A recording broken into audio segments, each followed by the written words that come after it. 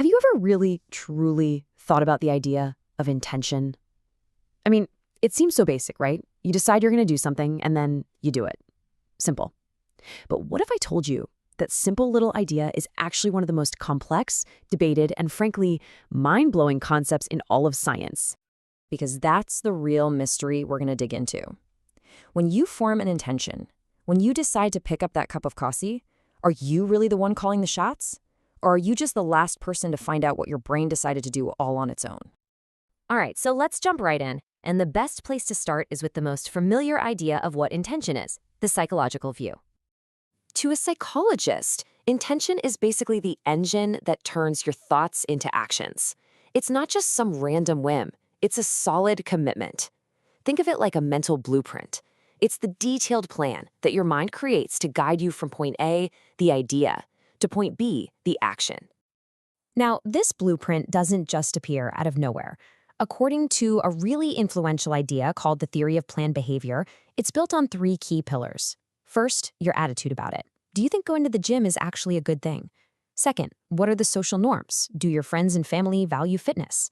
And third, and this one is huge, is your perceived control. Deep down, do you believe you can actually drag yourself to the gym consistently? When all 3 of those are a big yes, you've got a really powerful intention on your hands.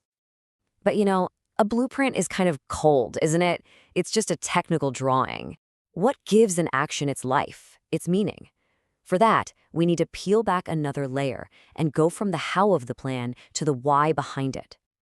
And here we find a really beautiful contrast. In some mystical traditions, there's a concept called kavana. While psychology is focused on the plan, the blueprint for getting something done, kavana is all about the quality of awareness you bring to that plan. It's the difference between just going through the motions and being fully present, pouring your focus and heart into what you're doing. This ancient saying just nails it, doesn't it? Kavana is what gives an action its soul. The words of a prayer are just the body, the blueprint. The kavana, the focus, the feeling, the deep intention, that's what makes it come alive. I love this analogy because it's so perfect. 2 people can use the exact same recipe, the same blueprint, but the cake baked with care, with love, with full attention, you can taste the difference, can't you? The quality of the intention literally changes the final product. Okay, so we've got our psychological blueprints, and we've got our soulful purpose. That sounds like a recipe for success, but we've all been in a situation where even the best plans and the purest intentions just don't happen.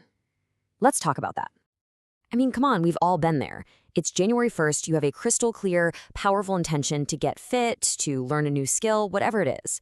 And then February 1st rolls around and, well, what is going on there? Well, psychologists have a name for this universal, super frustrating experience. It's called the intention-behavior gap. It's that canyon between I'm gonna do this and I actually did it. And just knowing it has a name is kind of validating, right? It's not just you, it's a real thing. So why does this gap exist? Well, sometimes it's obvious stuff. You run out of time, your friends convince you to get pizza instead of going to the gym, but often the real problem is inside our own heads. There's this ancient Greek idea, akrasia, which basically means weakness of will, knowing what's best for you but doing the opposite anyway. And a huge driver of that is something called hyperbolic discounting. It just means our brains are wired to want a small reward right now, like eating one delicious cookie, way more than a bigger reward later, like being healthier in 6 months. It's a powerful glitch in our system that wrecks our best intentions. But what if the problem isn't a weak plan or a glitch in our willpower? What if the plan itself is just a story we tell ourselves after our brain has already made its move? Okay, hold on, because this is where things get really, really weird, thanks to neuroscience. We all have this deep feeling, this certainty that we are the conscious authors of our actions. I decided to raise my hand. But a series of famous experiments completely demolishes that assumption. Okay, so check this out. In the 1980s, a scientist named Benjamin Libet had people do a simple action, like flicking their wrist, whenever they felt the urge. He found that unconscious brain activity related to that movement started building up about half a second before the flick. But here's the crazy part. People only became aware of their decision to flick their wrist about 200 milliseconds before it happened.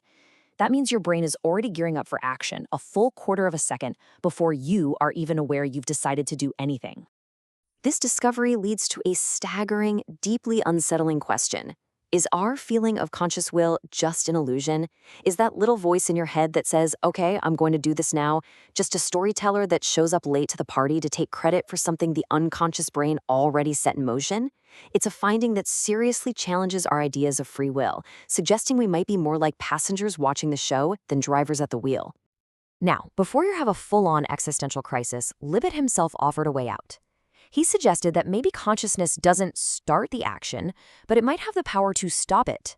In that tiny window between becoming aware of the urge and the action itself, your conscious mind can step in and say, nope, not doing it.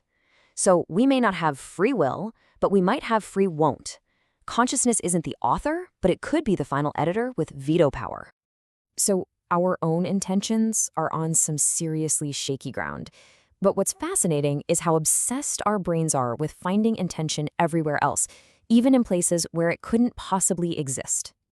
This is a mental shortcut that psychologists call the intentionality bias. Our brains are basically purpose-seeking missiles. We'd rather believe an event happened for a reason, because someone or something intended it, than accept that it was just random. Why? Because a world with hidden intentions feels more predictable and controllable than a world of pure chaos. And you hear this all the time in the way we talk. We say things like, the stock market wants to go up, or society believes in justice. But a market or a society is just a massive collection of individuals. It can't want or believe anything. We just find it easier to understand these complex systems by pretending they're a single person with a single intention. And when you take this bias to its absolute extreme, you get the fundamental logic behind almost every conspiracy theory. The core belief is that nothing is an accident. Nothing is random. Everything that happens is part of some secret plan, driven by someone's hidden intention. It's our brain's hunt for purpose gone into overdrive. So, after all this, where are we?